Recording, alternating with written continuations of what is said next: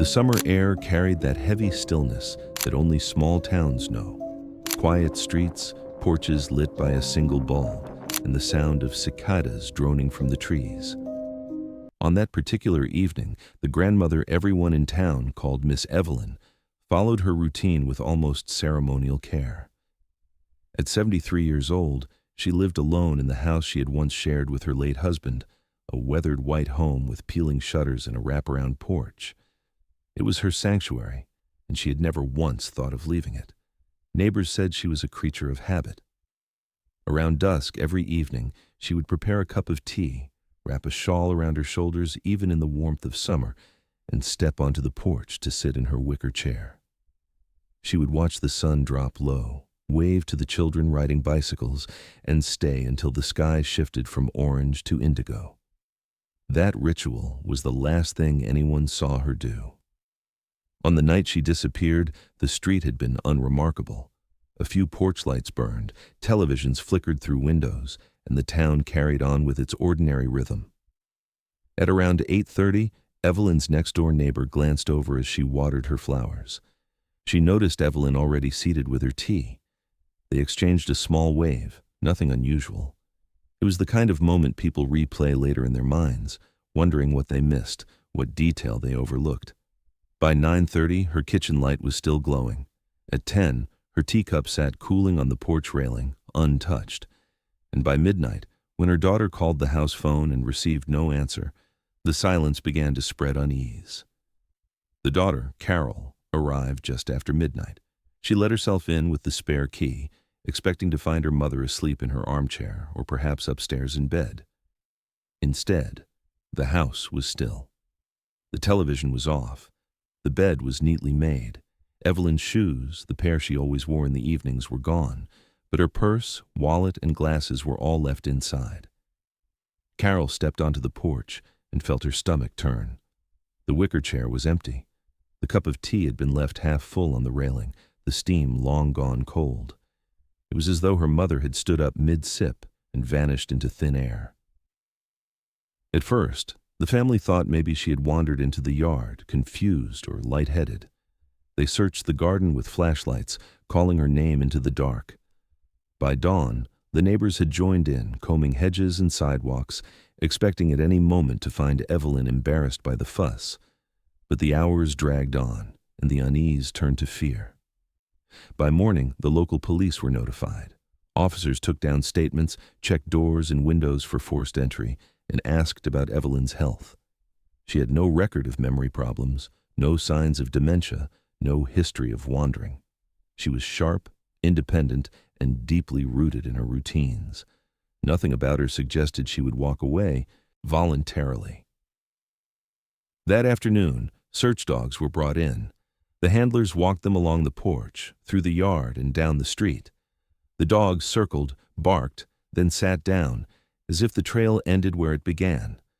There was no scent leading away, no sign she had walked farther than the steps. It was as though the ground had swallowed her whole. The absence of evidence disturbed investigators. No overturned chair, no broken glass, no scuff marks or signs of a struggle. If someone had taken her, they had done it silently and cleanly. The porch was pristine, holding nothing but that cooling cup of tea. By evening, the news spread through town. Neighbors lingered at their fences, whispering theories. Some thought she had suffered a sudden stroke and collapsed in a hidden corner of the yard. Others feared the darker possibility that someone had come for her while she sat alone in the dusk. Carol sat on the porch steps, trembling, unable to take her eyes off the empty chair. The first 24 hours are the most critical in any disappearance, and investigators knew it. They canvassed the neighborhood, knocking on doors, asking if anyone had heard a car, a scream, a door slamming shut. Most said no. One teenager claimed he heard a thump around 10, but he couldn't say from where. Another neighbor insisted she saw a man walking past the house earlier that evening, though she admitted she only caught his shape in the fading light. Still, nothing fit together. Every possible lead dissolved when checked against the timeline. Evelyn had been seen at 8:30. By 10, she was gone. In that 90-minute window, something irreversible had happened. When the local paper ran the story the next morning, It framed the event in stark terms. Grandmother vanishes from her porch, no trace found. The headline set the tone for what the town would feel in the years to come. A hollow space where certainty should be, an unease that grew sharper with every unanswered question. For her family, those first nights were unbearable. Carol refused to leave the house, certain her mother might return at any moment. She sat in the living room with the lights on, staring at the front door, waiting for the knob to turn. Friends brought food and coffee, but the air inside the house was too heavy to eat or speak much. Every creak of the floorboards made Carol jolt. The wicker chair remained on the porch, the cup still in place until police collected it for prints. It would come back from the lab showing nothing unusual, just Evelyn's fingerprints and faint traces of tea leaves. No clue, no hidden message, no evidence of intrusion. The town would never forget that first week, the way the ordinary porch transformed into a crime scene, and how quickly a woman who had been part of everyone's daily life could simply cease to exist. Neighbors drove slower past the house, staring at the chair. Parents pulled their children indoors earlier. A simple evening. Ritual had become a mystery that no one could make sense of. And for Evelyn's family, the silence of that porch was worse than any answer. Because silence meant no closure, no direction, and no end in sight. Dawn broke over the small town with a strange kind of stillness, the kind that settles after a night of panic. Evelyn's disappearance was no longer just a family worry. It had become the community's concern. By sunrise, word had spread. Neighbors came carrying thermoses of coffee, flashlights still in hand from the night before. They stood in loose groups on the street whispering, all waiting for the police to tell them what to do. The local sheriff, a man named Frank Dillard, arrived just after 7. He had handled missing children, runaways, and the occasional fugitive, but never something like this. A 73-year-old woman vanishing from her own porch didn't fit any pattern he knew. He set up a command post in Evelyn's yard, marking the porch off with yellow tape. Officers began taking shifts, moving through the property like it was a crime scene, even though no crime had been proven. Volunteers formed search lines that stretched across the fields behind Evelyn's house. They moved slowly, shoulder to shoulder, combing the tall grass for any sign, shoes, fabric, disturbed earth. The dogs were brought back in, their handlers directing them along hedgerows, ditches, and wooded patches. The animals barked and pulled at their leashes, but every trail seemed to fizzle out within 100 feet of the porch. Reporters arrived before noon, camera crews setting up across the street. It was rare for a story to capture so much attention so quickly, but the strangeness of it, the idea of an elderly woman simply vanishing, was impossible to ignore. Footage of Evelyn's house played on evening news across the county, the porch chair in full view, as if it held the secret no one could touch. Inside the house, officers searched room by room. They took photographs, dusted for prints, opened closets and cupboards. They found no forced entry, no signs of violence. Her wallet sat untouched on the kitchen counter, her glasses folded neatly beside it. Her knitting was in progress on the couch, as if she'd planned to return any minute. It looked less like the home of someone who had gone missing and more like a place frozen in mid-breath. By afternoon, the sheriff requested aerial support. A state police helicopter circled the area, its blades cutting the silence as officers scanned the ground from above. From the air, the landscape looked wide open, patches of farmland, small clusters of trees, and the thin ribbon of road running out of town. There was nowhere to hide, and yet she was nowhere to be found. The family clung to each new effort as if it might bring an answer. Carol followed the search teams, calling her mother's name until her voice cracked. Evelyn's grandson walked the creek bed, convinced she might have slipped and fallen there. Neighbors opened barns and sheds, checking shadows for any trace of her. But with every passing hour, the hope dimmed. By nightfall, the first day ended with nothing but exhaustion. Volunteers slumped on the curb, sipping water, their clothes stained with sweat and dirt. The sheriff called them off, promising they would resume in the morning.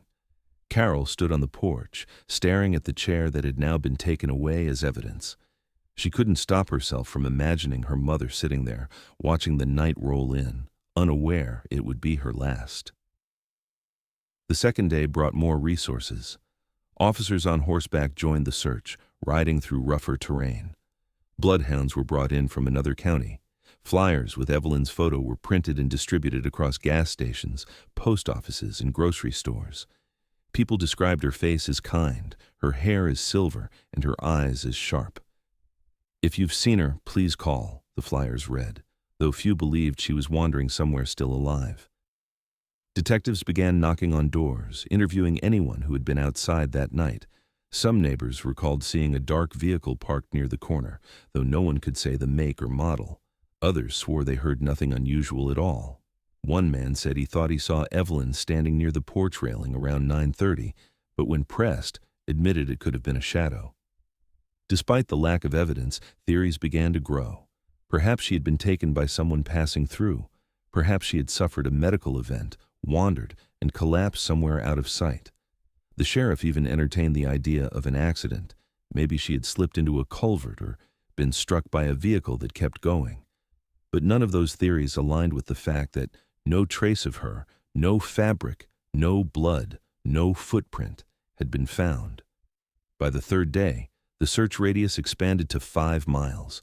Crews dragged the creek with hooks, fearing they might find her body. Divers searched a nearby pond. Deputies knocked on the doors of outlying farms, asking to check barns and silos. It was exhaustive, methodical, and heartbreaking. Still, nothing. No scent, no belongings, no sign she had ever left that porch. For her family, the waiting was unbearable. They rotated shifts at the house, refusing to let it sit empty. Food spoiled on the counter because no one remembered to eat. Carol sat by the phone, clutching it every time it rang, only to hear another false lead. She replayed every detail of the last conversation she had with her mother, looking for something she might have missed. On the 5th day, the sheriff addressed the press. He admitted they had no suspects, no evidence of foul play, and no idea where Evelyn had gone. His words echoed like a verdict. "We have no leads." For the town, that sentence carried a chill. People double-checked their locks, kept porch lights on through the night, and pulled their children closer. The image of Evelyn's empty chair had already become a symbol, not just of one woman's disappearance, but of the fragility of their own safety. The first search ended with nothing but more questions, and in the silence that followed, the community realized something unsettling. Evelyn had vanished without leaving a trace, and that kind of disappearance didn't just fade. It lingered, waiting, gnawing at the edges of their certainty. By the end of the first week, the town's sympathy had begun to shift into quiet suspicion. In cases like this, when strangers leave no trace, investigators often look closer to home. For Evelyn's family, that meant every gesture, every word, and every secret was suddenly under the microscope. The sheriff called the family together at the station. Carol, Evelyn's only daughter, arrived with her husband, Tom. Evelyn's estranged son, Mark, sat in the corner, his arms crossed, his expression flat. He had driven in from 2 towns over, having barely spoken to his mother in the past decade. The air in the room was thick with resentment. Detectives began asking questions. Who last saw her? Did anyone notice her leaving the porch? Was there tension at home? Carol insisted her mother had no enemies. She described Evelyn as cautious but kind, someone who lived simply and never caused trouble. But as detectives pressed, cracks began to show. Evelyn had been fiercely protective of her property, her old farmhouse and the small plot of land around it. The family had discussed selling it in recent years, but Evelyn refused. She believed the home was her legacy, the last piece of stability she could pass down. That refusal had created tension, particularly with Mark, who had long argued that selling the house was the practical choice. When word of that dispute leaked to the local paper, suspicion began to take shape. Neighbors started whispering about family arguments, about the nights when Evelyn's raised voice could be heard through open windows. Some suggested Mark had shown up unexpectedly that night. Others hinted Carol's husband, Tom, had always seemed distant around Evelyn, as if something lay unspoken between them. Detectives, too, began to wonder. They pulled phone records, searching for late-night calls. They looked at financial statements, combing through Evelyn's modest accounts for irregularities. Nothing damning appeared, but the mere act of looking sent ripples through the family. Every knock at the door, every new request for interviews felt like an accusation. Tom grew especially defensive. He insisted he had been home the entire night, watching television while Carol called her mother repeatedly. Yet his alibi rested solely on his wife's word, and detectives knew that wasn't enough. They returned to question him again and again, searching for inconsistencies. The more he insisted on his innocence, the more people in town speculated. Mark, meanwhile, seemed almost resigned. When asked directly if he had visited the house that night, he said no. But his flat tone and cold relationship with his mother made it hard for anyone to believe he wasn't hiding bitterness. He admitted to arguing with her in the past, but claimed they hadn't spoken in months. Detectives couldn't prove otherwise, but the cloud of suspicion stuck. The community, once united in searching fields and creeks, began to fracture.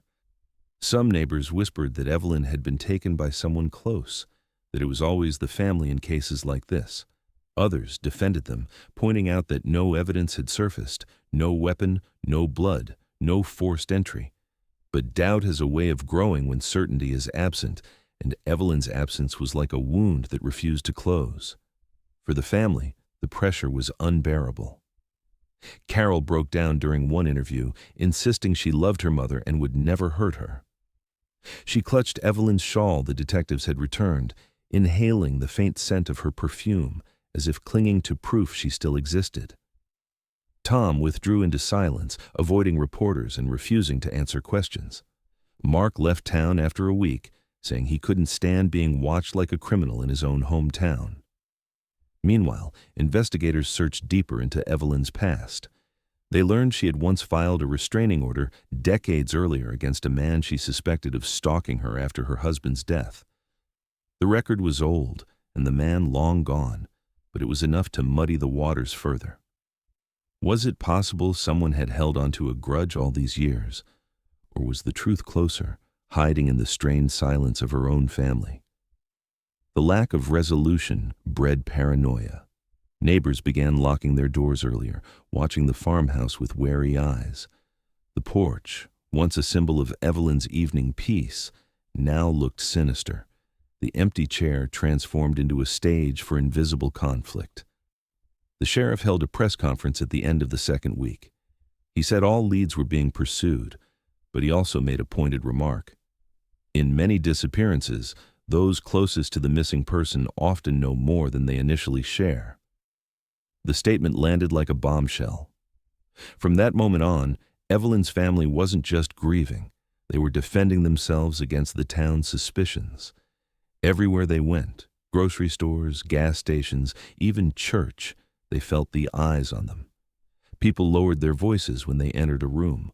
Friends pulled away, unsure whether to offer support or distance.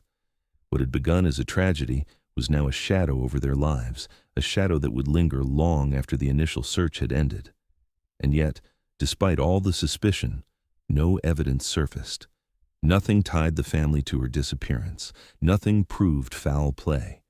The case stood at an impossible intersection, a woman gone without trace, a family fractured under the weight of doubt, and a town that couldn't shake the feeling that someone among them knew the truth.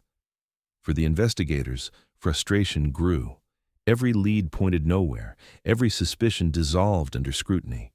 But in the quiet moments, even the sheriff admitted to himself, it was hard to look at the family and not wonder. Because sometimes, in cases like these, the truth hides not in the shadows of strangers, but in the silences of those closest to the missing. The days after Evelyn's disappearance turned into weeks, and with each passing sunrise, hope became something harder to hold on to.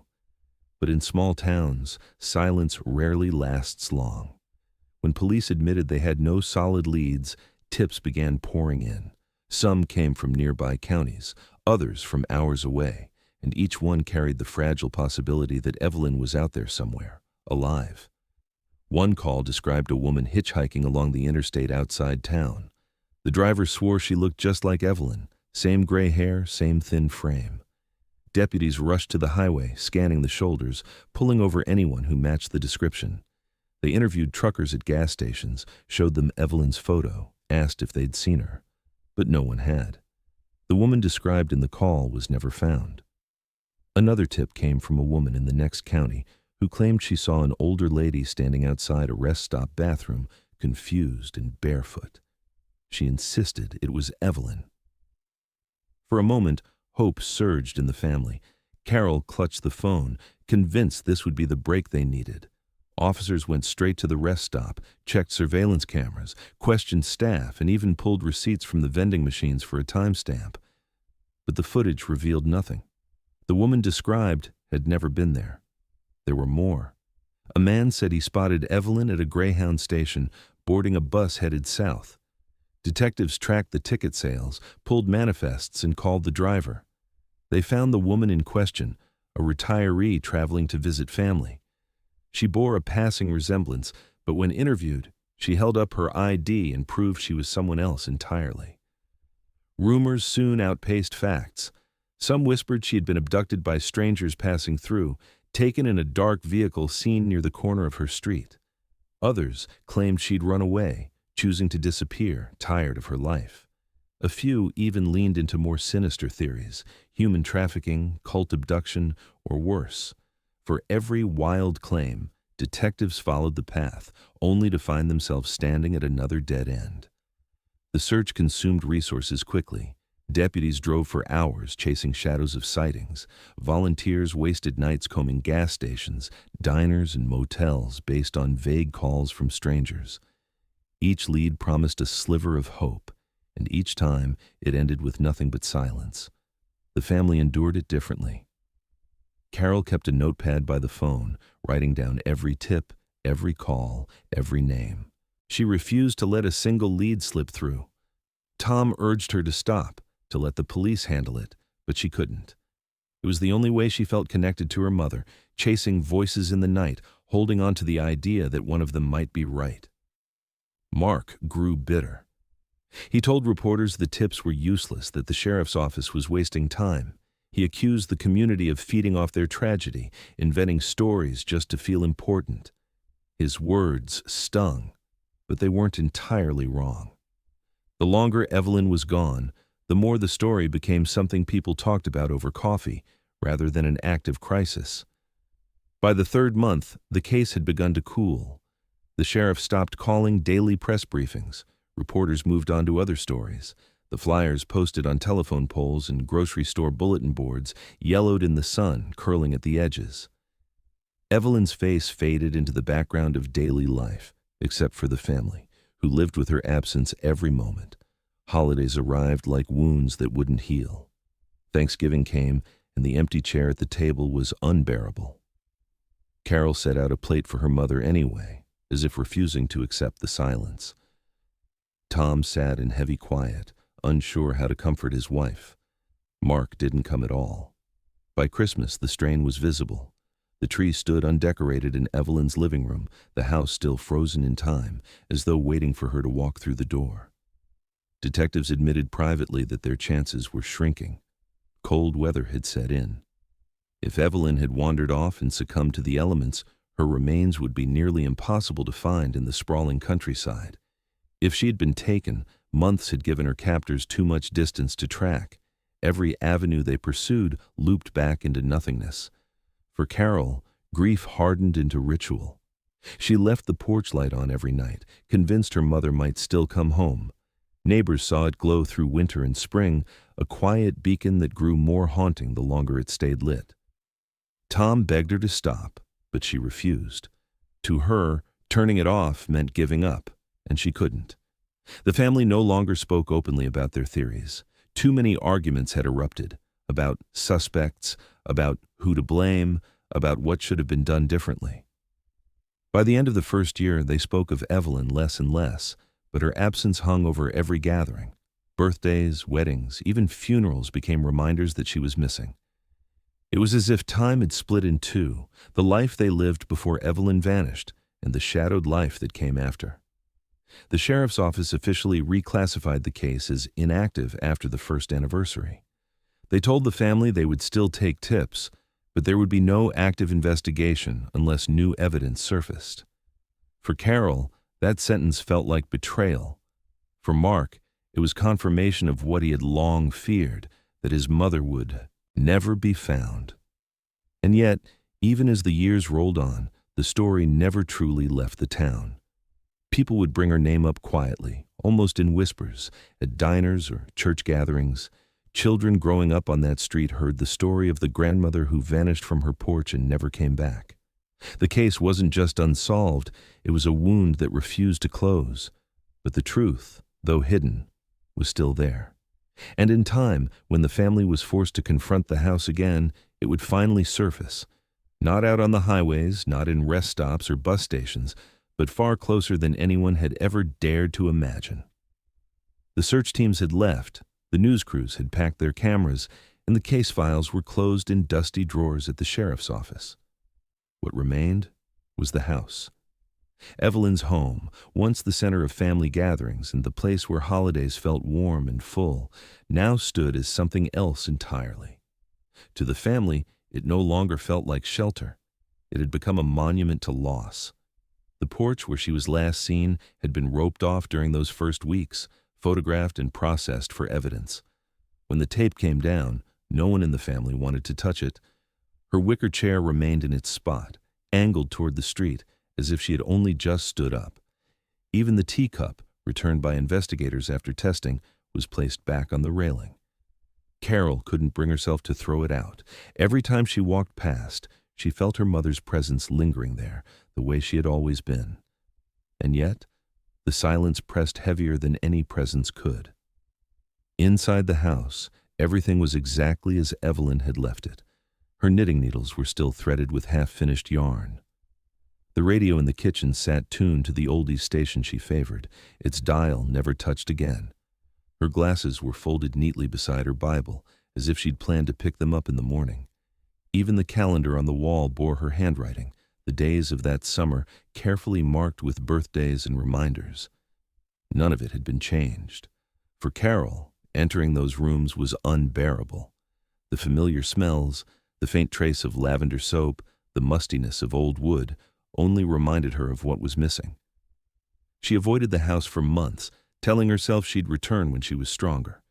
But time did not heal. Each visit left her feeling hollow, as though the walls themselves were pressing in, keeping her mother's absence alive. Neighbors noticed it too. People who once dropped by with pies or to borrow sugar now crossed the street when they walked past. They described the house as uneasy, unsettling, as though something unspoken clung to its rooms. The lawn grew longer than Evelyn would have ever allowed, weeds curling up through cracks in the driveway. Curtains stayed drawn, and at night the porch light flickered weakly, casting strange shadows across the yard. Mark, already distant from his mother, before she vanished, refused to step inside. He claimed it was too painful, but to others it looked like avoidance. He told Carol the house gave him chills, like it was holding a secret that no one wanted to confront. His words only deepened the rift between them. On the rare occasions family gathered there, the silence was oppressive. Thanksgiving without Evelyn meant sitting at her table but leaving her chair empty. Christmas meant staring at the undecorated tree she had bought weeks before. Every event, every milestone, carried the weight of her missing presence. The house became less of a home and more of a shrine, a place frozen at the exact moment life had stopped. Over the years, Carol tried to keep it from collapsing under the weight of neglect. She dusted shelves, paid the bills, and made sure the pipes didn't freeze in winter. But she never changed a thing. To change it felt like erasing her mother, as if altering a room might sever the last fragile thread connecting them. Visitors would remark that walking inside felt like stepping back in time into a house waiting for someone to return. But the house also carried darker undertones. Friends whispered that it was unnatural, the way Evelyn's things sat untouched. They said it was like a mausoleum, a place caught between life and death. Some avoided visiting altogether. Children in the neighborhood dared each other to step onto the porch after dark. then ran off screaming, convinced they had seen a figure in the upstairs window. To the family, those stories stung, but they couldn't deny the unease themselves. Every creak of the floorboards, every draft through the hallways made Carol's chest tighten. The house seemed alive, but not in a comforting way. It was as though it wanted to speak, to reveal something it held tightly behind its walls. She would sit in the kitchen sometimes, staring at the ceiling, feeling the weight of the attic pressing down on her. She never went up there. No one did. As the years went by, Evelyn's absence became the defining feature of the place. Realtors occasionally suggested the family sell, but Carol resisted.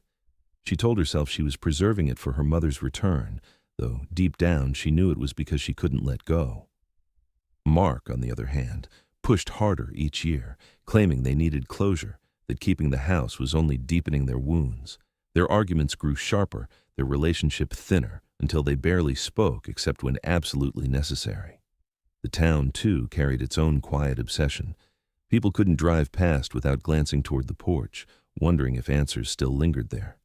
Some said it felt wrong, the way the house remained sealed in grief, untouched by time.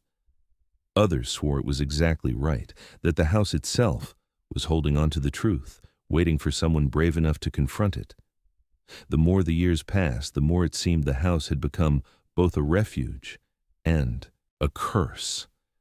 It was the last place Evelyn was known to be alive, and so it held her memory like a locked box, but it also stood as a daily reminder of everything unsolved, everything unanswered.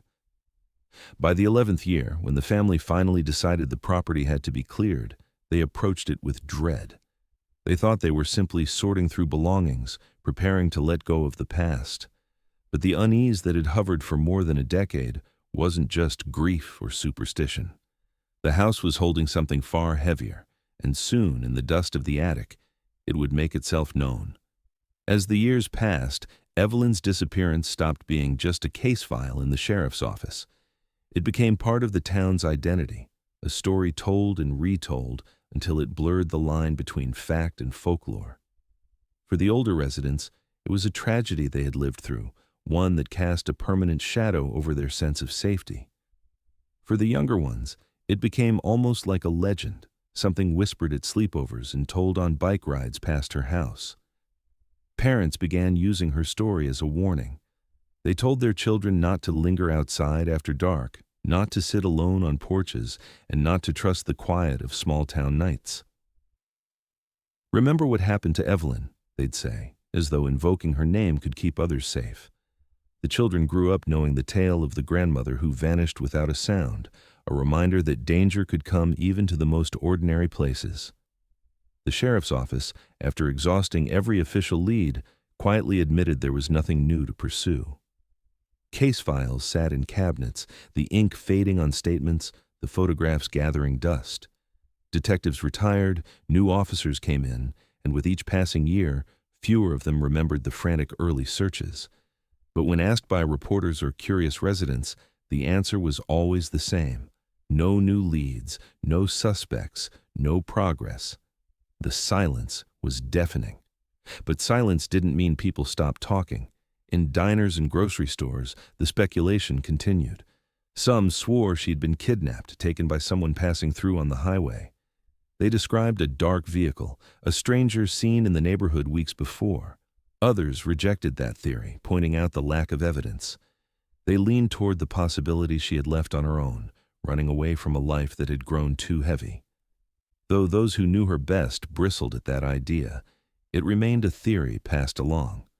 There were darker whispers, too. Neighbors muttered that maybe it hadn't been a stranger at all. Maybe it had been someone close, someone who knew her routines, who knew she sat on that porch each night at the same time. Fingers pointed quietly toward family, toward old disputes over property or inheritance. People rarely said it outright, but the suspicion lingered in glances, and in the careful way people lowered their voices when the family walked by. The house itself fed the legend. Empty and unchanging, it stood like a reminder of everything unresolved. Children dared each other to touch the porch railing, claiming they could feel a chill run through their fingers. Teenagers swore they saw lights flickering in the attic window, even though the electricity had been shut off more than once. For adults, driving past the house stirred unease they couldn't explain. It wasn't just a building, it was a wound carved into the town, a visible reminder of unanswered questions. Anniversaries of her disappearance became small rituals. Local papers would run a story, a brief recap of the case, often accompanied by the same photograph of Evelyn smiling in her garden. The sheriff's office would issue a statement urging anyone with information to come forward, though by the 10th year, even that tradition felt more like formality than hope. Carol would mark the day quietly, lighting a candle in the kitchen and sitting alone at the table, staring at the empty chair across from her. For some, the passage of time hardened their theories into certainty. One neighbor swore Evelyn had been abducted by a drifter, taken on a whim, her body left miles away where no one would ever find it. Another insisted she had walked away voluntarily, that people often carried secret desires no one else knew. Others clung to the belief that someone in her family knew more than they had said. The lack of resolution gave each theory equal weight, no matter how contradictory. And yet, for all the speculation, there was always an unspoken agreement among the townspeople. Evelyn's disappearance had changed them. It had shaken the sense of security they once took for granted. It had proved that even in the quietest places, even in the safety of one's own porch, people could vanish. It was a lesson no one wanted, but no one could forget. Children who had grown up hearing the warnings carried the story into adulthood. They told it to their own children, sometimes softened, sometimes sharpened, depending on how much they wanted to scare them. Over time, Evelyn became less of a person and more of a figure in their collective memory, the grandmother who vanished without sound, the mystery that haunted their town. But for Carol, it was never folklore. It was raw, personal, and unrelenting. Each whisper in the grocery store, each newspaper anniversary article, felt like reopening a wound that never closed. For her, the house wasn't a ghost story. It was her mother's home, the place where laughter once filled the rooms and where silence now echoed instead. She avoided talking about theories, avoided arguing with neighbors or defending her family's name. All she wanted was an answer, no matter how painful. Mark, distant as ever, insisted over the years that they should move on. He told Carol that no discovery was coming, that Evelyn was gone and would remain gone. But even he couldn't help looking toward the house when he drove past, his eyes lingering a moment longer than necessary, as if he too felt that unease pressing from within. The town carried on, as towns do, but the story never disappeared. It was stitched into the fabric of their lives, as permanent as the streets they walked and the fields that bordered them. Some stories fade with time. Evelyn's did not. It lived in the whispers, in the warnings, in the silence of her house, and though no one could prove it, many felt that the truth wasn't gone at all. It was waiting, somewhere close, hidden in plain sight, just beyond their reach. By the time 11 years had passed since Evelyn's disappearance, the case was no longer an open investigation, but an open wound. The town had learned to live with the uncertainty, but for her family, time had only deepened the cracks. What had once been quiet grief hardened into division, and every conversation about her became an argument about what to do next. Some of her descendants pushed for the inevitable step, declaring Evelyn legally dead. It wasn't about forgetting her, they argued, but about moving forward, about settling the legal limbo that had trapped the family for more than a decade. Without that declaration, finances hung in suspension, property couldn't be fully managed, and decisions about her estate dragged endlessly. Others in the family saw the very suggestion as betrayal. To them, signing a paper meant giving up the last hope that Evelyn might still return. Carol was among the latter. She had never stopped clinging to the possibility, however faint, that her mother was out there. Every time she was asked to sign the paperwork, she froze. She told herself that if she gave in, she would be extinguishing her mother's story, reducing it to a formality instead of keeping it alive as a mystery waiting to be solved. Mark, on the other hand, was pragmatic. He insisted the family couldn't live in limbo forever. His voice grew sharper with each year, his patience thinner. The siblings who once leaned on each other for comfort now spoke in clipped tones, their words weighed down with resentment. The breaking point came when the house had to be dealt with. 11 years of neglect had taken a toll. Paint peeled from the shutters, shingles sagged on the roof, and ivy crept up the siding like it was trying to reclaim the building altogether. Neighbors whispered that the place looked haunted, but for the family, the haunting wasn't just in its appearance, it was in its contents. Preparing the house for sale meant opening doors that had remained closed since Evelyn vanished. Every item carried emotional weight. Her clothes still hung neatly in the closet, smelling faintly of lavender. Her jewelry box sat on the dresser, with earrings laid out as if she planned to wear them the next day. In the kitchen, her recipes were tucked into a drawer, handwritten on yellowed index cards. For Carol, touching any of it felt like erasure, as though she were dismantling her mother's life piece by piece. Arguments broke out almost immediately. Mark insisted they couldn't keep every item, that most of it had no practical use. Carol snapped that practicality had no place in grief.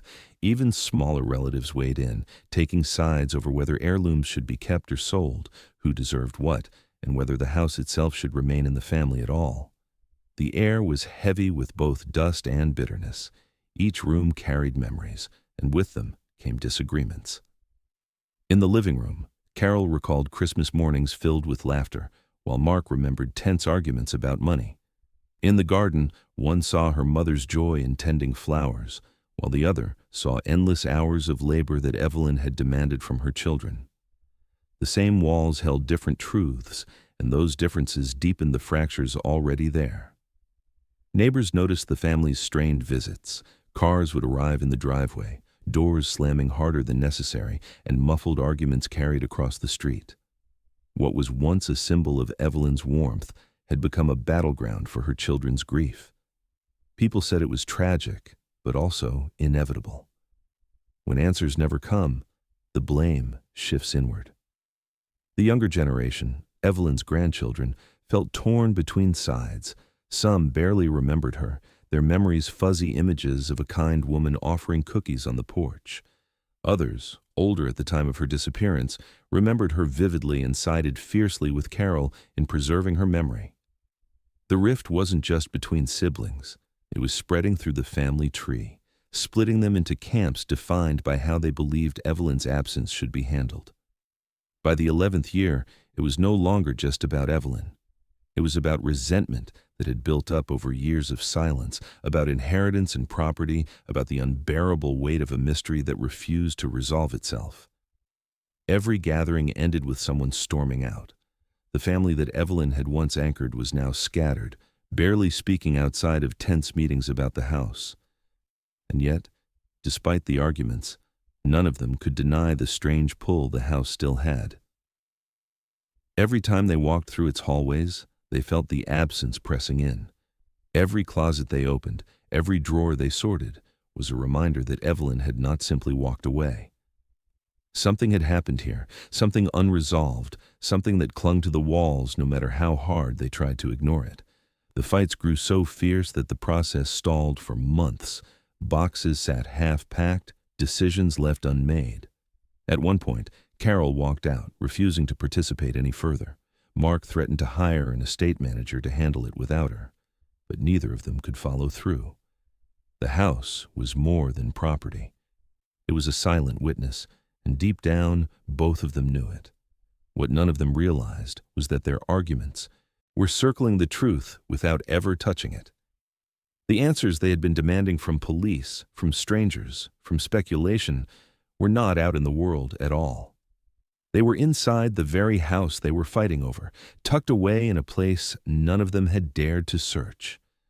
And soon, as they finally began opening the last sealed parts of the home, the silence that had haunted them for more than a decade would begin to break. When the family finally forced themselves to return to the house and clear it for good, every corner felt heavier than the last. Bedrooms were emptied, closets sorted, and drawers packed into boxes labeled for storage or donation. Each task was painful, but familiar. They had walked through these rooms before, reliving Evelyn's absence. What none of them had prepared for was the attic. The attic had been sealed for as long as anyone could remember. The narrow door at the top of the hallway staircase had been painted shut years earlier, back when Evelyn was still alive. She used to laugh about it, saying she had no reason to go up there, that it was just filled with insulation and dust. Over time, the family stopped thinking about it. They walked past the door as if it were part of the wall. But on this visit, with the house being prepared for sale, every space had to be opened. It was Mark who first insisted. He said buyers would want to know what was up there, that leaving it sealed would make the place harder to sell. Carol resisted, her stomach twisting as she stared at the paint-caked edges of the doorframe. Something about it felt wrong, but she couldn't explain why. Eventually, after another argument, Tom fetched a crowbar. The sound of the wood splintering as he pried the door open echoed through the house. When the frame finally cracked, a stale gust of air spilled out, thick with dust. For the first time in decades, the attic breathed again. The staircase creaked under their weight as they climbed. None of them spoke. The air was stifling, the kind of dry heat that settled in places long forgotten. A single bulb hung from the ceiling, its pull chain clinking as it swayed. When the light flickered on, it illuminated rows of old trunks, boxes stacked high, and furniture covered in sheets. The place looked frozen in another era, untouched since long before Evelyn disappeared. As they moved deeper inside, Carol's heart pounded. She traced her hand across a trunk coated in decades of dust, leaving streaks like scars. In the far corner, half buried beneath stacks of boxes, something caught her eye. A small pair of shoes, neatly placed side by side, and beside them, a faded shawl she recognized instantly. It was her mother's, the one she wore on cool evenings when she sat on the porch. Carol felt her knees weaken as she picked it up, the fabric brittle, but still carrying the faintest scent of her mother's perfume. The room fell silent. Everyone stared at the corner as if afraid of what it might reveal next. Behind the shoes and shawl sat an old metal lockbox, its surface rusted, its latch stiff with age. None of them remembered seeing it before. Carol whispered that her mother never kept valuables hidden, that she would have mentioned something like this. But here it was, tucked into the attic where no one ever went. Tom pulled the box into the light, coughing as dust filled the air. The weight of it was surprising. It clanged heavily against the floorboards as if it held more than papers. Mark crouched beside it, testing the latch. It resisted, but with enough force it snapped open. The lid creaked as it lifted, revealing its contents, a stack of letters tied with string, faded photographs, and at the bottom, a worn, leather-bound journal. Carol reached for the journal with trembling hands. The cover was cracked, the edges frayed, but her mother's handwriting was unmistakable, looping across the first page. She flipped through, scanning passages about daily life, notes about the garden, appointments, thoughts about her grandchildren. But as she turned further, the entries darkened. Evelyn had written about noises in the house, about hearing footsteps overhead in the attic, about feeling watched. The words carried fear, carefully concealed in neat script. The family sat frozen, each of them reading fragments aloud, their voices unsteady. The last entries were the most unsettling. They spoke of arguments with family members, of tension that Evelyn feared would erupt. One entry ended mid-sentence, dated the night she disappeared. The attic no longer felt like forgotten storage.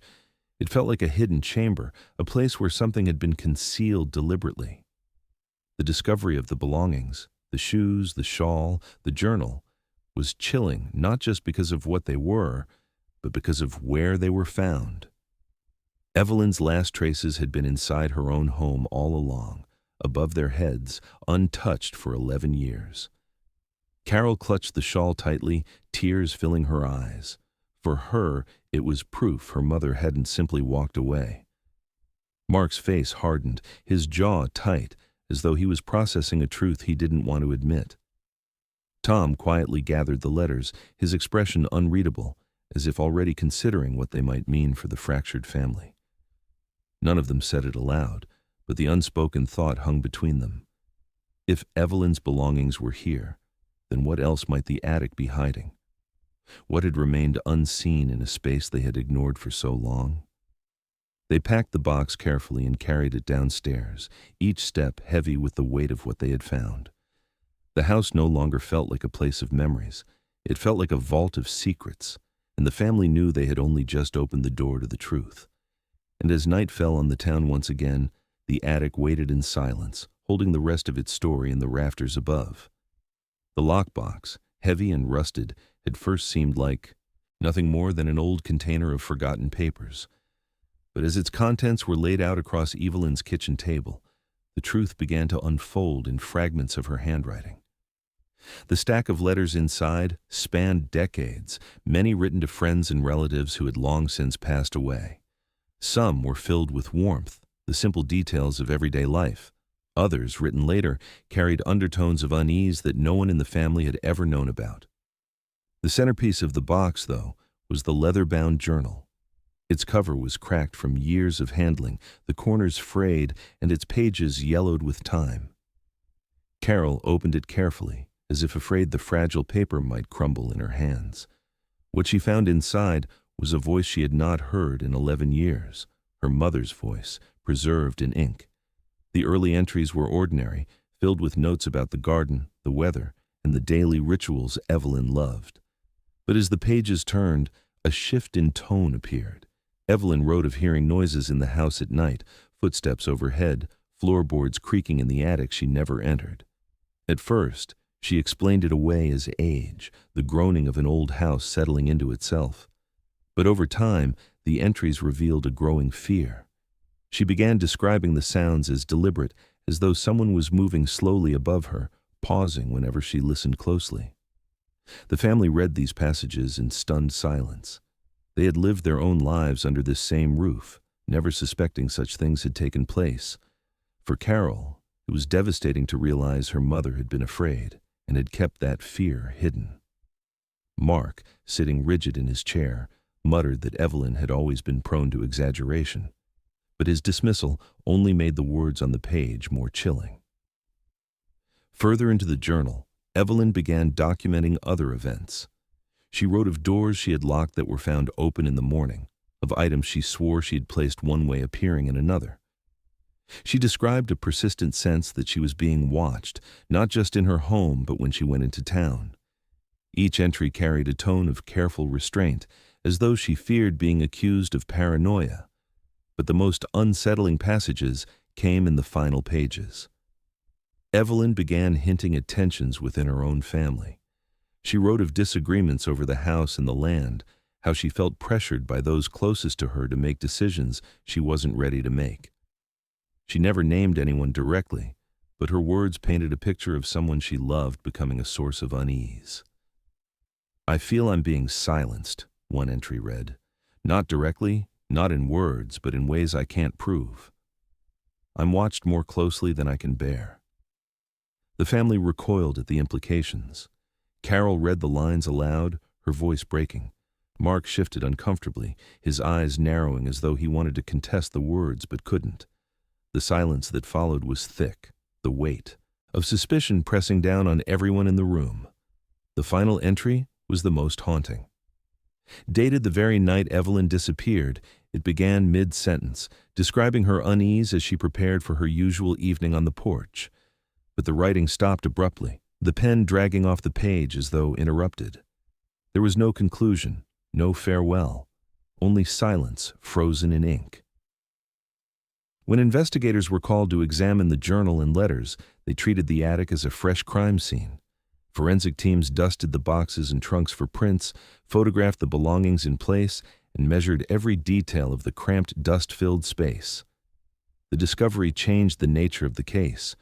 What had once been classified as a missing person was now treated as suspicious, possibly criminal.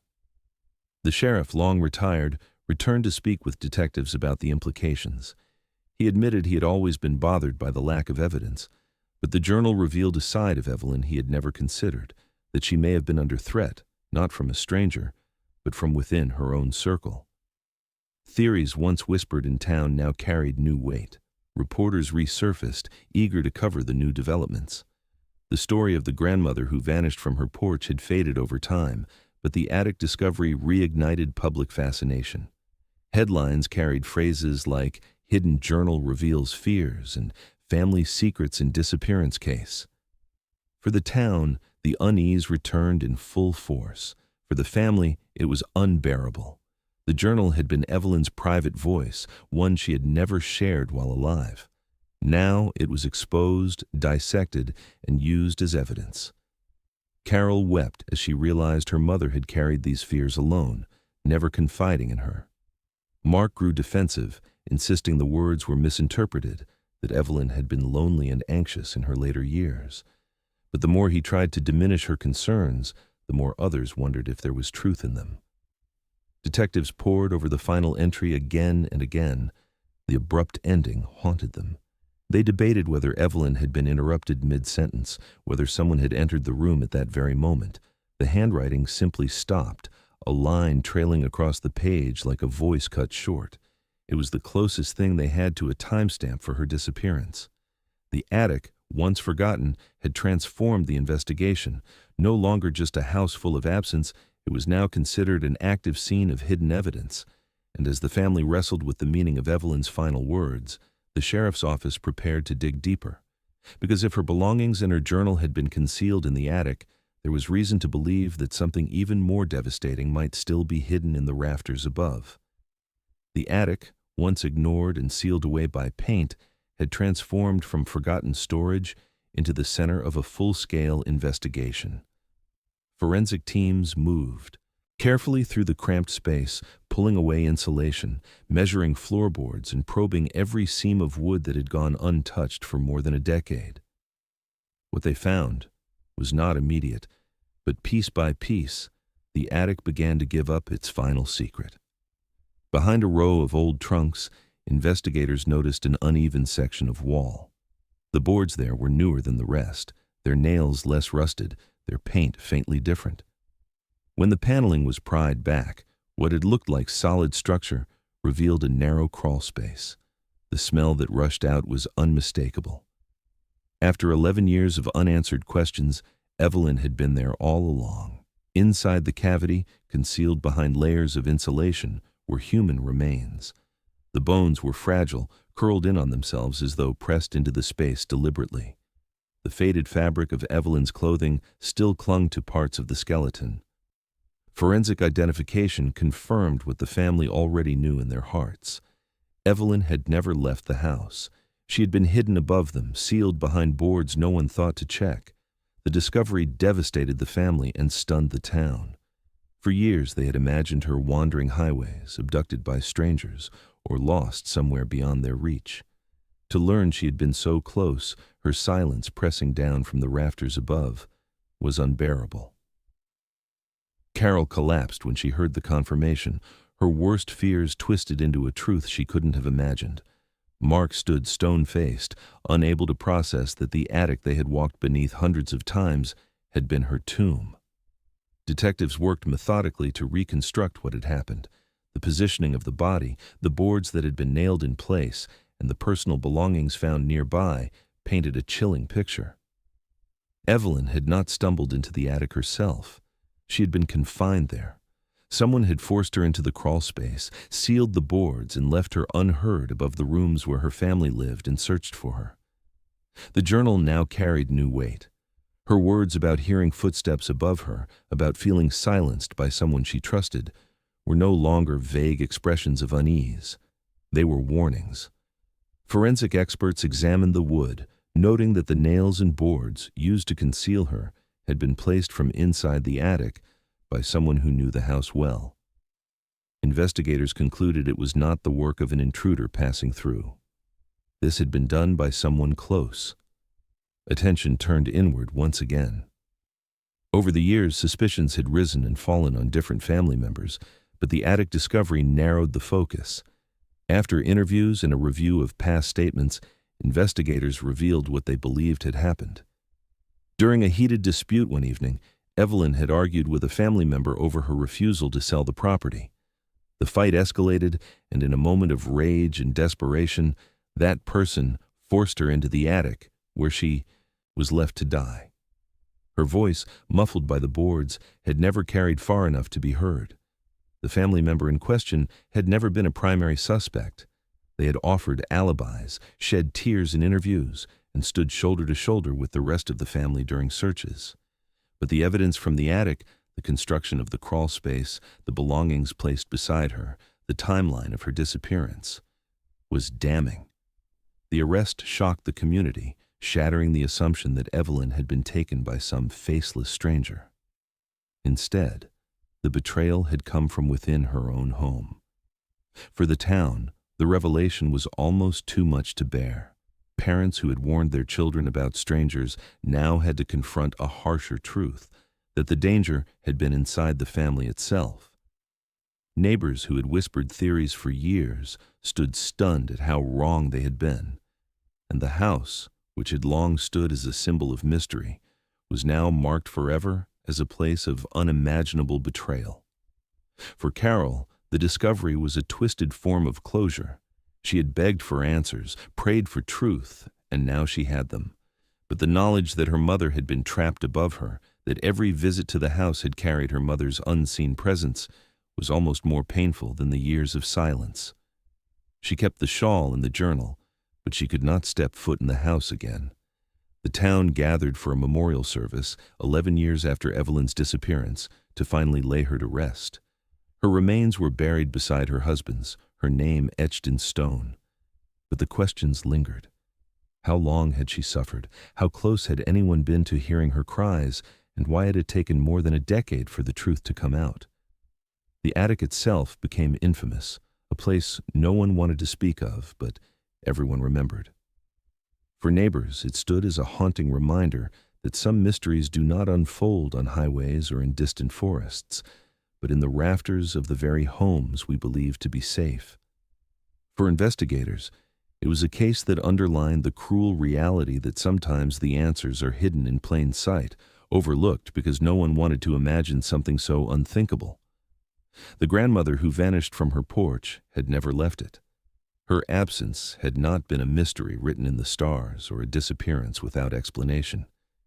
It had been silence enforced by someone she trusted, a secret nailed into the bones of her own house. And in the end, the truth in the rafters left the town not only with closure, but with a wound that would never fully heal.